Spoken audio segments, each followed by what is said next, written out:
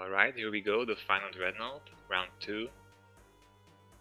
This boss is one of the hardest bosses in the game. Okay, that's pretty much why you collected 4 life ups before the fight actually begins. Even developers knew that you're gonna lose some lives to this boss. So first I'll just let you see what he actually does before I start talking about some tactics or exploiting patterns, just so you can see what he actually does. Now I'd like to mention that he does have a pattern, okay? It's not 100% pattern, but if you know the pattern, you can actually use it against him. This is also, I think, the first boss which really gets different on hard difficulty level, because his every attack will be coming really fast at you. So here we go, he has his charge attack, and he has his ground blast attack. Here you go, there you can see it. He has his flamethrower and star projectile attack. That's 4 attacks total. If you actually damage him a lot, he'll enter this enrage mode and all of his attacks will become faster. Now on hard difficulty, this is double true.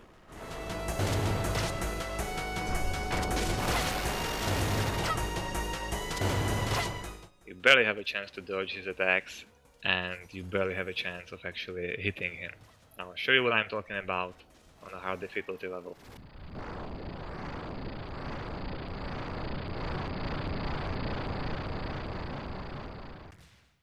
Before we look at the hard difficulty encounter, let's first talk about his abilities and divide them properly to describe his pattern. I already mentioned that he has 4 abilities: Charge, Ground Blast, Flamethrower and Star Cone.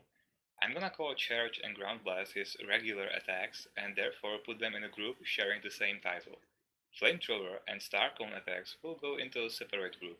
Let's call it Special Attacks. Now, what is so special about special attacks? It is that they always come after a series of regular attacks and he always cycled through them. That means that if he used Flamethrower, then after a series of regular attacks he's gonna use Star Cone and then Flamethrower again and so on. He will never use Flamethrower or Star Cone twice in a row, and the gap between will always be filled with regular attacks. The order of regular attacks in this gap is unclear to me though. It's always 1 or 2 charges, then Ground Blast followed again by another 1 or 2 charges. It's difficult to say how many charges there will be. My guess is that the boss actually has phases as well, and number of charges before Ground Blast and after Ground Blast differs between phases. I never had patience to study it into details, and I'm sure players won't have the patience or focus either.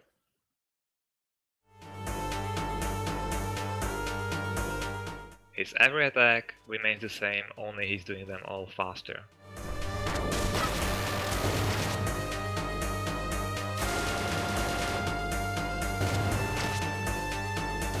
Although if you know when the flamethrower or star projectile attack will start, you can actually use it against him, as you can see right here.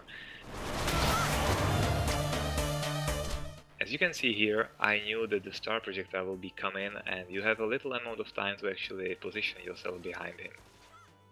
Now, playing on hard difficulty, when you are dodging those charge attacks, you really wanna get back down on the ground quickly, so you can dodge his another incoming attack.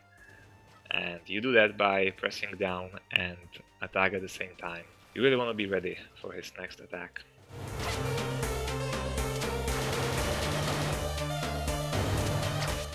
There goes his enrage attack. Actually, when he uses his flamethrower, you really want to, if you're not behind him that is, you really want to hide below his second wave. Okay, that's actually the farthest place you can hide from his flamethrower attack, while actually still having enough time to dodge his incoming charge attack right after the flamethrower attack. Not any farther than that, okay? If you hide farther, you'll get hit by his incoming charge attack. If you hide closer, you'll be fine, but not farther away from that.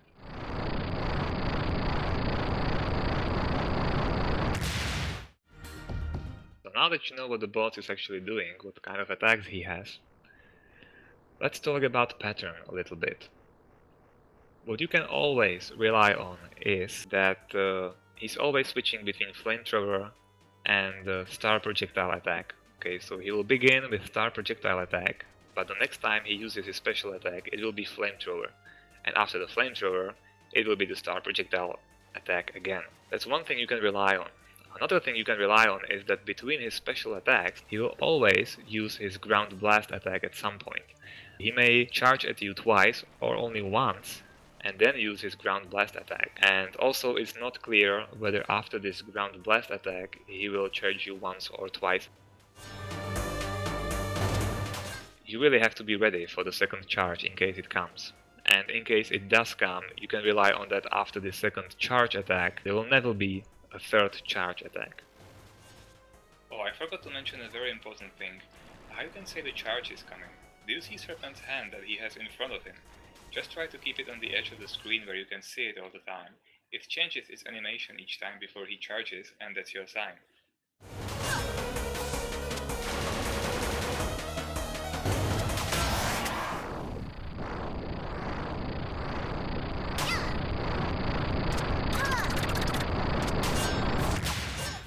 So here we go, the hard difficulty, boss is faster, more dangerous than ever.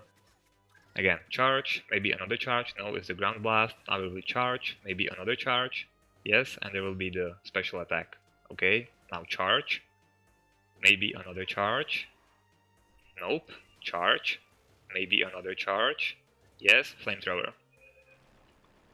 Let's see, charge, maybe another charge, yes, now ground blast attack, charge, maybe another charge. Yes, now, yeah, that's it.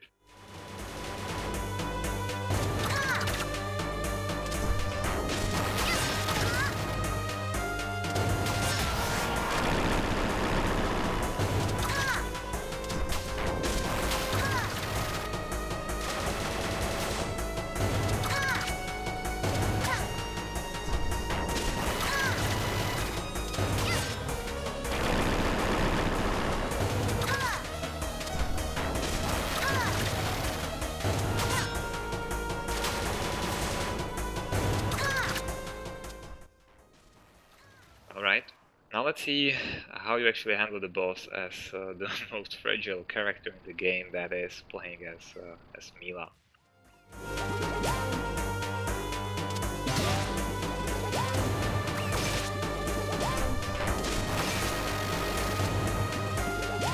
Cool thing is you can actually reflect his star projectile attack back at him. That's really a great thing. You can also reflect his flamethrower attack, but the problem with the flame is that it reflects in quite a random pattern, and most of the time I actually found that reflecting the flame led to me getting hurt by the flame, by the reflected flame, so it's not a good idea to actually try it. Also, if you find yourself holding Phantom Block above your head while he's doing his flamethrower attack, you really want to throw it away from you, because it might accidentally reflect the flame back onto you. Now when he enters his enrage mode, or when you play on a hard difficulty level, you may want to stop trying to throw phantom blocks at him, because it's gonna be too dangerous for you, okay? So you might just want to directly attack him with your shield burst.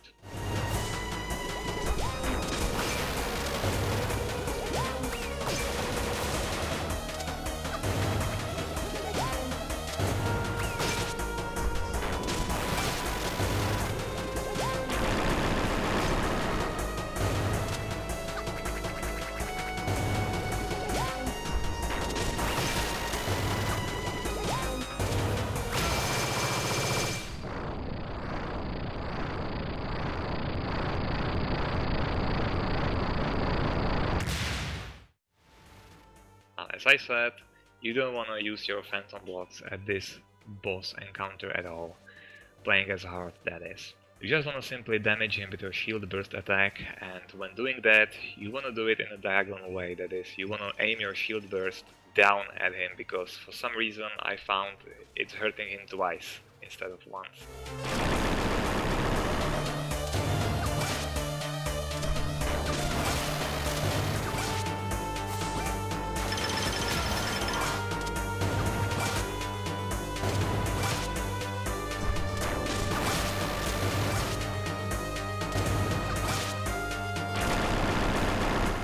Just dodging his attacks and using my shield burst attacks, nothing else. Reflecting his star projectile attacks back at him, that does a lot of damage.